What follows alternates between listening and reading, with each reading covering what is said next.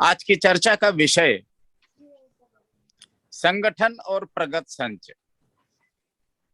एकल अभियान ने जब कार्य प्रारंभ किया था, उसी समय यह निर्णय ले लिया गया था कि हमारे काम का अंतिम परिणाम कुल मिलाकर संगठन होना है, अर्थात संपूर्ण राष्ट्र को संगठित रूप देना है। संगठित हो जाएंगे तो फिर बाकी सब काम पूरे होते चले जाएंगे। संगठन के उद्देश्य से कार्य प्रारंभ जब हुआ तो पहले नगर संगठन की कल्पना सामने आई और क्रमशः कलकत्ते से जन्म लेकर पूरे देश के महानगरों में यह कार्य फैलता चला गया। धीरे धीरे ग्राम संगठन की कल्पना जुड़नी शुरू हुई और इन दोनों के सहयोग से सेवाव्रती कार्यकर्ताओं ने गांव-गांव में कार्य प्रारंभ किया। कार्य की 5 योजनाएं हैं। 5 योजनाओं पर क्रमशः कार्य बढ़ता जा रहा है। हमने जब संगठन की कल्पना की तो नगर संगठन के लोगों ने तो, चूंकि उनको पहले से समय मिल गया था, इसलिए उन्होंने अपनी जिम्मेदारी भली प्रकार संभाल ली और समय रहते संगठन के विस्तार को पर्याप्त संबल प्रदान किया। ग्राम संगठन की कल्पना थोड़ा विलंब से प्रारंभ हुई, किंतु हमको यह बात समझ कर रखनी है कि ग्राम संगठन का कुल मिलाकर उद्देश्य समाज को संगठित करना है। हाँ, संगठन के साथ साथ सेवाव्रती कार्यकर्ताओं को संरक्षण प्रदान करना यह भी कार्य है। हम जब संगठन की बात करते हैं तो जैसे नगर संगठनों ने भारत के विभिन्न महानगरों में अपना कार्य प्रारंभ किया है। इस समय 60 महानगरों में अपना काम चल रहा है चैप्टर्स के रूप में। ऐसे ही हमको ग्राम संगठन को भी जिला केंद्र, तहसील केंद्र और ब्लॉक केंद्र, इन सब स्थानों पर अपना तंत्र खड़ा करना है। पूरे देश में ग्राम संगठन की स्थान स्थान पर इकाइयां गठित करना, जिला केंद्र पर गठित हुई तो फिर उसके मोहल्लों में इकाइयां गठित करना, अर्थात संपूर्ण समाज को एकल अभियान के झंडे के तले लाना। तब हमारा वो लक्ष्य है जो हम कहते हैं कि एकल अभियान एक पीपुल्स मूवमेंट है। यह कल्पना तभी साकार हो पाएगी जब हम जन जन को एकल अभियान के साथ जोड़ सकेंगे। आज का जो दृश्य देखने को मिल रहा है ग्राम संगठन का, भाग और अंचल स्तर पर, अनेक जगह संच स्तर पर भी इकाइयां तो गठित हुई हैं, किंतु 2 कमी है। एक, उन इकाइयों की गतिविधियां नहीं हो रही, केवल इकाई गठित हो गई और फिर शांत है। हमको वर्ष भर अनेक प्रकार की गतिविधियां संचालित करनी पड़ेगी, जैसे कि नगर संगठन करता है, जैसे कि एकल विद्यालय या संस्कार शिक्षा की टीम करती है। ऐसे ही हमको ग्राम संगठन के अनेकानेक कार्यक्रम समय समय पर करते रहने पड़ेंगे। अगर ऐसा हम कर सके तो निश्चित रूप से हमारी टीम में उत्साह बढ़ेगा और कार्यक्रम के बहाने समाज के नए नए लोग हमारे साथ जुड़ते चले जाएंगे। जैसे अगस्त के महीने में हमने रक्षाबंधन कार्यक्रम किया तो पूरे देश में एक उत्साह का वातावरण बना। सब लेवल की माताएं बहनें घर छोड़कर बाहर निकली, रक्षा बलों के यूनिट्स में गईं, वहां जाकर उनको राखी बांधी, मिठाई खिलाई और किसी कार्यकर्ता ने उनको संबोधित भी किया कि हम लोग क्या करते हैं और आपके बीच में किस उद्देश्य से आए। तो पूरे देश में बड़ी मात्रा में रक्षा बलों के बीच में एकल अभियान का नाम पहुंचा, स्वभाव पहुंचा कि हाँ, एकल के लोग कैसे होते हैं। जब हमारे परिवार का कोई, हमारी बहन राखी बांधने नहीं आ पाई, तो एकल की बहनें हमारे बीच राखी बांधने के लिए आई हैं। बहुत भावुक दृश्य हो जाता है। ऐसे ही हम अलग अलग कार्यक्रम अलग अलग अवसर पर करते रहें। कार्यक्रम चाहे छोटा हो चाहे बड़ा हो, किंतु वर्ष भर का एक कैलेंडर बनाकर एकल अभियान के साथ मिलकर भी, और नहीं तो अकेले ग्राम संगठन का कार्यक्रम, अकेली यूनिट अपने लेवल पर करने के लिए स्वतंत्र है। अभी आगे जनवरी माह में अंतरराष्ट्रीय एकल सप्ताह आएगा। हम चाहेंगे कि इस बैठक में आज से कल तक उस अंतरराष्ट्रीय एकल सप्ताह के बीच में, अर्थात 7 दिनों के लिए ग्राम संगठन के द्वारा विभिन्न कार्यक्रम तय हो। यदि ऐसा कर सके तो निश्चित रूप से हमारे संगठन को गति प्राप्त होगी, और हम जब भी मिलें आपस में तो हमारी समीक्षा का विषय यह रहना चाहिए कि अब कितने और नए मेंबर हम जोड़ सके अपनी टीम में। क्योंकि जैसे जैसे हम समाज को जोड़ते चलेंगे तो स्वावलंबन तो बाई प्रोडक्ट है। अगर समाज हमारे साथ होगा तो चाहे 1 रुपए का सहयोग देगा, चाहे 1 करोड़ का सहयोग देगा, जिसकी जैसी सामर्थ्य होगी वो वैसा सहयोग देगा ही। इसलिए संग्रह का भाव सामने न लेकर हम संगठन का भाव लेकर चलेंगे, कम सही किंतु स्थायी व्यवस्था विकसित होती चली जाएगी।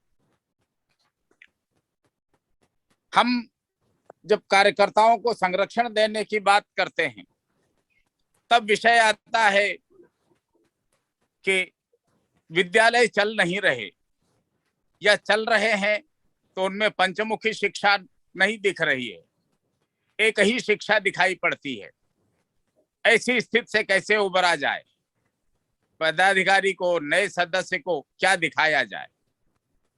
इसी उद्देश्य की पूर्ति के लिए परिवर्तन कुंभ तक हमने 1 लाख विद्यालय विकसित करने का संकल्प किया था। आप सबके सहयोग से वो संकल्प पूर्ण हुआ, और परिवर्तन कुंभ के पश्चात फरवरी मार्च माह में यह तय हुआ कि अब हम कुछ विद्यालयों को मॉडल के रूप में डेवलप करेंगे, आदर्श विद्यालय के रूप में विकसित करेंगे।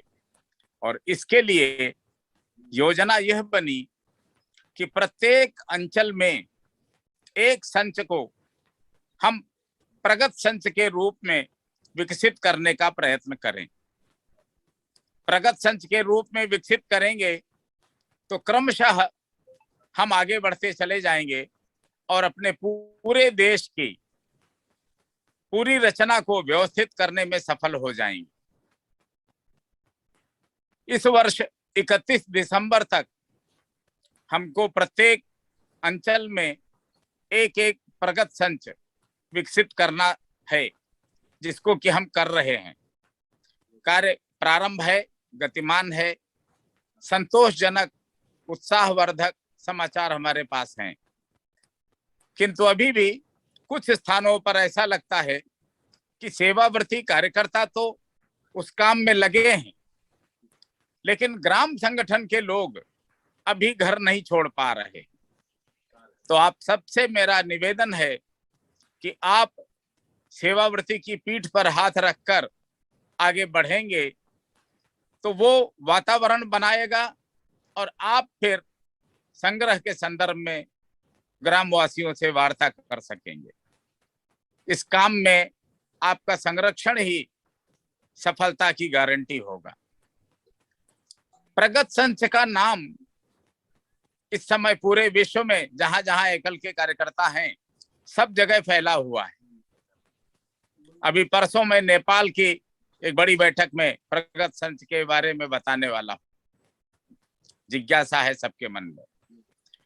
प्रगत संच के अंतर्गत हमने 5 शिक्षाओं के 3-3 न्यूनतम बिंदु तय किए हैं।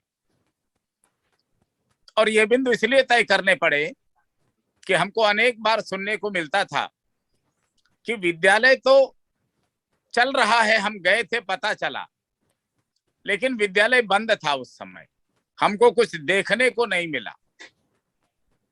ये जो देखने वाली समस्या है, इससे उबारने के लिए प्रगत संच की कल्पना को सामने लाया गया।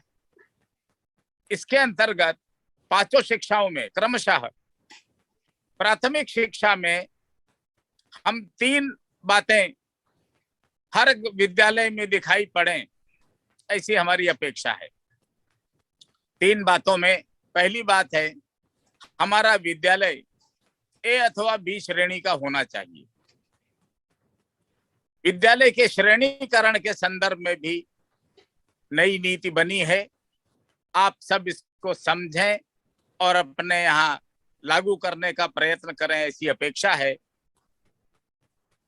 तो जिस विद्यालय में केवल एक शिक्षा का पर काम हो रहा है, वो कोई सी भी शिक्षा हो सकती है, पंचमुखी शिक्षा में से एक शिक्षा पर काम हो रहा है, वो विद्यालय डी ग्रेड का विद्यालय माना जाएगा।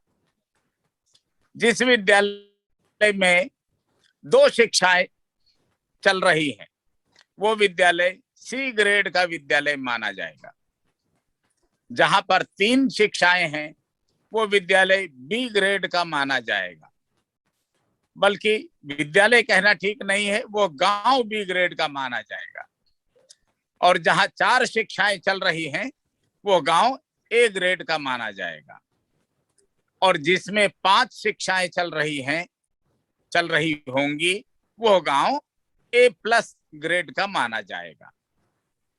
श्रेणीकरण की, ग्रेडेशन की यह व्यवस्था हम सब स्वीकार करें और यह ग्रेड देने का काम प्रत्येक संच के लिए संच से ऊपर की टोली में से एक सेवाव्रती कार्यकर्ता को दायित्व दिया गया है, जिसको संच सेवाव्रती कहा जाता है। तो संच सेवाव्रती से अपेक्षा है कि हर क्वार्टर में अपने विद्यालय को स्थिति को देख कर उसको श्रेणी प्रदान करना, और वह श्रेणी अगले 3 महीने तक वैसी ही लिखी जाती रहेगी रिपोर्ट में। क्योंकि हर महीने श्रेणी बदलना ये भ्रामक सिद्धांत बन जाता है।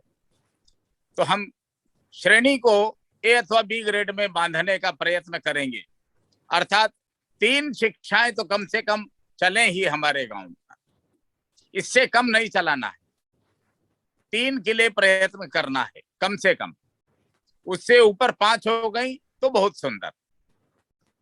3 शिक्षाओं के पश्चात फिर प्रत्येक बालक को उसकी आयु वर्ग के अनुसार पहाड़ा याद हो।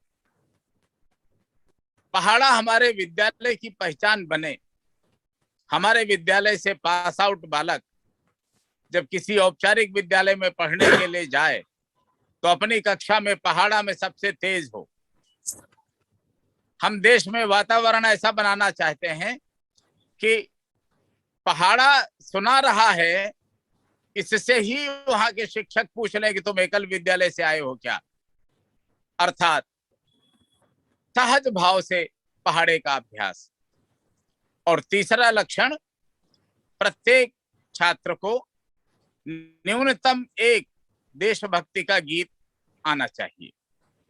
एक से अधिक कंठस्थ हो जाए तो बहुत सुंदर है, लेकिन एक से कम नहीं, एक कम से कम हर बच्चे को आना चाहिए। ये 3 बातें प्राथमिक शिक्षा के अंतर्गत अपेक्षित हैं। विद्यालय चल रहा है तो भी ये दिखाई पड़ेंगी, और विद्यालय का समय पूर्ण हो चुका है तो भी ये बातें दिखाई पड़ सकती। गांव में घूम करके इन बातों का परीक्षण किया जा सकता है। दूसरी बात, स्वास्थ्य शिक्षा। स्वास्थ्य शिक्षा के अंतर्गत हमने 3 सामान्य बातों को स्थान दिया है। पहली बात, हर घर में तुलसी का पौधा आरोपित हो, भक्ति भाव के लिए भी और स्वास्थ्य की दृष्टि। पर्यावरण सुधार की दृष्टि से भी हर घर में तुलसी का पौधा आग्रह पूर्वक आरोपित करवाना है।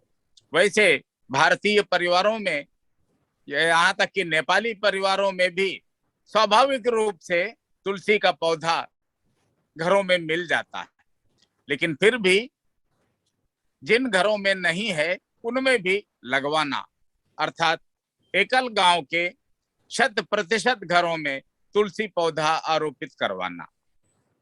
दूसरा काम,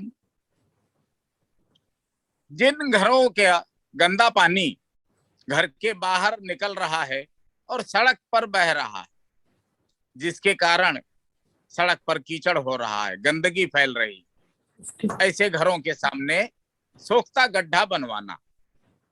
कच्चा ही सही, सोख्ता गड्ढा बने और महीने में एक बार उसका पानी या बीच बीच में आवश्यकता अनुसार उसका पानी निकाल कर फेंक दिया जाए। ऐसी व्यवस्था कम से कम बन जाए, और पक्का बन जाता है तो फिर तो अच्छा ही है, लेकिन सोख्ता गड्ढा बने अर्थात घर का गंदा पानी सड़क पर न जाने पावे। और तीसरा बिंदु, हर घर में लोहे की कढ़ाई का उपयोग हो, ऐसा प्रयत्न किया जाए, क्योंकि आज जो एल्युमिनियम की कढ़ाई घर घर में प्रयोग में आने लगी है, हिंडालियम की कढ़ाई प्रयोग में आने लगी है, ये रोगी बनाने के काम में बहुत बड़ा सहयोग प्रदान कर रही है। सबसे निकृष्ट कोटि की धातु बर्तन के रूप में अगर हम प्रयोग करें तो वो एल्युमिनियम है, और सबसे तत्काल लाभ देने वाली वो लोहा है। लोहे की कढ़ाई में हम सब्जी बनाएंगे तो निश्चित रूप से हमको आयरन की कमी नहीं होने पाएगी। परिवार के सब सदस्यों को आयरन स्वाभाविक रूप में मिलता रहेगा, जो हमारे स्वास्थ्य के लिए एक महत्वपूर्ण अवयव है। तो स्वास्थ्य शिक्षा के अंतर्गत यह 3 बातें, तुलसी का पौधा, सोख्ता गड्ढा और लोहे की कढ़ाई का उपयोग। अब तीसरी शिक्षा, विकास शिक्षा। विकास शिक्षा के अंतर्गत हर गांव में कम से कम 10 घरों में जैविक पोषण वाटिका लगाई जाए, जिससे कि परिवार चाहे जितना गरीब हो, लेकिन परिवार के बच्चे, परिवार के सदस्य मौसम के फल भी खा सकें और हरी सब्जी भी प्राप्त कर सकें। घर घर में पोषण वाटिका बहुत पहले चलन था, आधुनिकता के नाम पर वो चलन बंद हुआ। अब अभियान का आग्रह है कि वो चलन पुनः प्रारंभ किया जाए, जिससे कि हमारा परिवार पौष्टिक भोजन प्राप्त कर सके। दूसरा बात, प्रत्येक गांव में कम से कम 10 घरों में जैविक खेती प्रारंभ हो। जैविक खेती के प्रति ग्रामवासियों में आकर्षण पैदा हो। पूरी जमीन पर हो सकता है वो एक साथ खेती न करें, लेकिन कम से कम इतनी जमीन पर तो अवश्य करें कि उनके परिवार के लिए जो भोजन, अन्न और सब्जी की आवश्यकता रहती है वो जैविक रूप में प्राप्त हो सके। ये उनके लिए बहुत उपयोगी सिद्ध होगा। और 10 परिवारों में सबसे पहला परिवार आचार्य का, दूसरा परिवार सत्संग प्रमुख का, और तीसरा परिवार ग्राम प्रमुख जी का, और उसके बाद क्रमशः सदस्यों के परिवार। समिति के सदस्यों को हम प्राथमिकता के साथ समझाएंगे, वो हमारी बात आसानी से समझेंगे, और उसके बाद जब लाभ दिखेगा तो पूरा गांव अपने आप स्वीकार करेगा। अनेक जगह पर स्वीकार किया है, सफलतापूर्वक जैविक खेती चल रही। और प्रगत संच के अंतर्गत तीसरा काम इस विकास शिक्षा में, पूरे भाग में से कम एक संच में, अभी तक हम अंचल में एक संच बता रहे थे, अब पूरे भाग में एक संच, उसके सब गांवों में कोई कुटीर उद्योग अपनाया जाए। उस क्षेत्र में कौन सा कुटीर उद्योग सफलतापूर्वक चल सकता है, किसको बाजार मिल सकती है, ऐसा उद्योग उस परिवार में, उस गांव में प्रारंभ किया जाए। उस संच के सभी गांवों में ये प्रारंभ हो, ऐसा प्रयत्न करना है। विकास शिक्षा के अंतर्गत इतना कार्य करना है। चौथी शिक्षा, जागरण शिक्षा, उसकी योजना ग्राम स्वराज योजना। इस शिक्षा के अंतर्गत हमको 3 महत्वपूर्ण काम करने हैं। पहला काम नागरिकता से संबंधित, अर्थात प्रत्येक ग्रामवासी का आधार कार्ड अनिवार्य रूप से बना हो, बच्चे का भी, बूढ़े का भी, सबका, गांव में जितने लोग रहते हैं सबका आधार कार्ड अनिवार्य रूप से बने, इसके लिए आग्रह करना, समझाना। दूसरा काम, परिवार के मुखिया का कम से कम और सबका हो जाए तो अच्छा है। इनका सबका किसी न किसी बैंक में एक खाता खुले। अगर वो खाता शासन की योजना अनुसार खुल सकता है तो उसकी अनुसार खुले, और नहीं तो किसी न किसी प्रकार का बचत खाता बैंक में खुलना चाहिए। खाते की बात आते ही मन में एक प्रश्न आएगा कि आप खाते के बारे में क्यों हमसे बात करना चाह रहे हैं। उनको प्रयत्न पूर्वक समझाया जाए कि खर्च, आपकी राशि खर्च हो, इस बारे में तो पूरा देश, पूरा बाजार प्रयास करता है। सारे विज्ञापन आपके पैसे को खर्च करवाने के लिए होते हैं। एक एकल अभियान ऐसा संगठन है जो आपके पैसे की बचत करवाना चाहता है। आपके परिवार के सब सदस्यों में बचत की भावना विकसित हो, इस उद्देश्य की पूर्ति के लिए हमको परिवार के सब सदस्यों का छोटा बड़ा अकाउंट खुलवाना ही है। भले ही रिकरिंग अकाउंट हो, लेकिन सबका अकाउंट खुलवाना है किसी न किसी बैंक में, और अपनी होने वाली छोटी छोटी आय को उसमें जमा करवाना, जो कि किसी भी संकट काल में आपके काम आ सकती। ये पहला काम, ये दूसरा काम करवाना। और तीसरा काम, भारत सरकार ने जो बीमा योजनाएं प्रारंभ की हैं, एक है दुर्घटना बीमा योजना और एक जीवन ज्योति बीमा योजना। बहुत कम राशि की इंस्टॉलमेंट है, 12 रुपए वार्षिक की इंस्टॉलमेंट में आपका एक्सीडेंटल इंश्योरेंस हो सकता है, जिसमें ट्रीटमेंट की भी व्यवस्था है, और यदि विकलांग हो गया व्यक्ति तो उसके लिए बड़ी धनराशि जीवन यापन के लिए भी इसका भी प्रावधान है।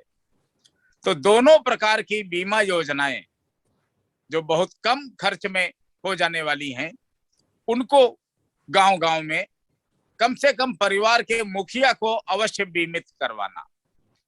ये 3 काम यदि हम गांव में कर सके तो पूरा गांव अपने आप ग्राम स्वराज योजना का भी नाम लेगा कि उस योजना के अंतर्गत हम बीमित हो गए, और एकल अभियान का भी नाम भी लेगा और सहयोग भी करेगा। उनको सच में लगेगा कि एकल अभियान हमारा शुभ चिंतक। और 5वीं शिक्षा, संस्कार शिक्षा। संस्कार शिक्षा के अंतर्गत भी 3 काम। पहला काम, हमारे गांव में सत्संग नियमित रूप से चले। अभी हम साप्ताहिक सत्संग की कल्पना कर रहे हैं। दैनिक हो जाए तो सोने में सुहागा, लेकिन दैनिक ना हो तो सप्ताह में एक दिन, कोई भी दिन निश्चित करके उस दिन पर सब ग्रामवासियों को निश्चित समय पर मंदिर में या किसी सार्वजनिक स्थान पर बुलाना, घंटा 1.5 घंटा भजन कीर्तन करना, और अंत में एक कोई कार्यकर्ता किसी एक विषय पर उनको संबोधित करे। कोई विषय ना हो तो समाचार समीक्षा ही की जाए। अर्थात देश में, विश्व में इस समय क्या चल रहा है, हमारे देश के संदर्भ में कैसी स्थिति बन रही है, इस बारे में समझाने का प्रयत्न करना, ग्रामवासियों को अवगत कराना। क्योंकि न तो समाचार पत्र पढ़ पाते हैं, पढ़ने का मौका पाते हैं, और ना ही उनके यहाँ टीवी होता है। तो संचार माध्यम कम होने के कारण समाचार सुन या पढ़ भी नहीं पाते हैं और समाचार समझ भी नहीं पाते हैं। इसलिए यदि आप उनके बीच में उनके कर्तव्य का बोध कराने का प्रयत्न करेंगे तो निश्चित रूप से आपका सत्संग गांव में बहुत प्रभावी हो जाएगा।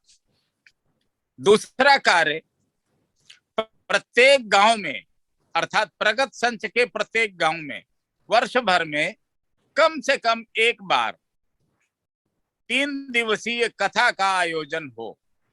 वो चाहे श्री राम कथा हो चाहे श्रीमद् भागवत कथा हो, दोनों में से कोई एक कथा वर्ष में एक बार 3 दिवसीय कथा का आयोजन अनिवार्य रूप से करना है। आपके भाग में कथाकार नहीं है, आप पड़ोसी भाग से मांग सकते हैं और अपने भाग में हो कथाकार, इसकी आप योजना बना सकते हैं। प्रशिक्षण हो जाएगा, 9 महीने बाद अपने भाग में भी कथाकार उपलब्ध हो जाएंगे, क्योंकि आगे और कथाकारों की आवश्यकता पड़ेगी। तीसरा काम, हमारी जो रथ योजना है, रथ योजना का एक कार्यक्रम अर्थात प्रगत संच के प्रत्येक गांव में रथ आयोजन का कार्यक्रम संपन्न हो।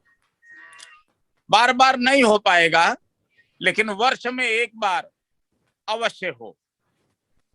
ऐसा प्रयास करना कि संस्कार शिक्षा के ये तीनों काम, हमारे गांव का सत्संग केंद्र भी व्यवस्थित चले और वर्ष में एक बार कथा आयोजन भी हो जाए तथा एक बार रथ आयोजन भी हो जाए।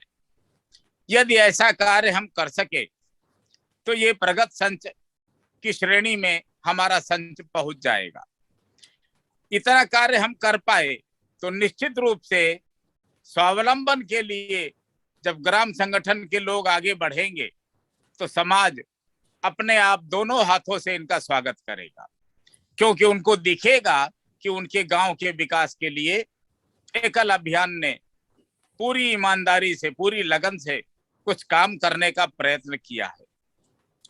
हमारा सारा फोकस विद्यालय चलाने पर रहता है और यह करते करते हम बिल्कुल प्रशासनिक रूप में पहुंच चुके हैं। हमारा आप सबसे विनम्र निवेदन है कि विद्यालय ग्राम में उसके पड़ोस के 3 संपर्कित गांवों में ये 5 योजनाएं चलें। विद्यालय तो विद्यालय गांव में चलेगा, लेकिन शेष 4 योजनाएं पड़ोस के 3 गांवों में और चले, जिनको हम संपर्कित गांव कहते हैं।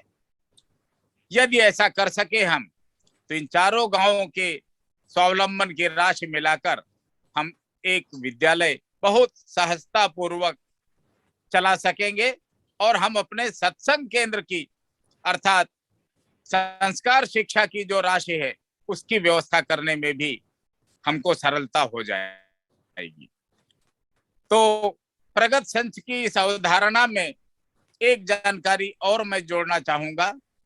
31 दिसंबर तक एक संच को अर्थात प्रत्येक अंचल में एक संच को प्रगत संच की श्रेणी में लाना है और अगले वर्ष जनवरी से जून के बीच में अर्थात जून 2022 तक दूसरे संच को प्रगत संच की श्रेणी में लाना है। दिसंबर 22 तक तीसरे संच को प्रगत संच की श्रेणी में पहुंचाना है। अर्थात हम एक दिन ऐसा देखना चाहते हैं कि अभियान के सभी संच प्रगत संच की श्रेणी में पहुंच गए और पूरा अभियान देश को एक नई दिशा में लेकर चल पाने में सक्षम सिद्ध हो रहा है। निश्चित रूप से यदि ऐसा हम कर पाए, जिसके लिए पूरा अभियान संकल्पित है, हमको करना ही है, तो अभियान के साथ जुड़ने वाले सभी सम्मानित सदस्यगण, चाहे वो ग्राम संगठन के हों या नगर संगठन के हों अथवा हमारे दानदातागण, ये सब गर्व की अनुभूति कर सकेंगे, ऐसी मेरी आशा है, मेरा विश्वास है कि आप सब इन बिंदुओं पर गहनता से चिंतन करेंगे और अपने कार्य क्षेत्र के गांवों में इसको लागू करवाने का प्रयत्न करेंगे, जिससे एक समय ऐसा आए कि पूरा का पूरा अभियान, इसकी जिम्मेदारी गांव के लोग संभाल लें और नगर के लोगों का सहयोग हम अन्य कार्यों में लेना प्रारंभ कर सकें। आज के इस संक्षिप्त हिट में मेरी ओर से इतने विचार मुझे पर्याप्त लगते हैं। इसी के साथ आप सबको, देश भर से जुड़े हुए सब लोगों को प्रणाम करते हुए मैं अपनी वाणी को विराम देता हूं।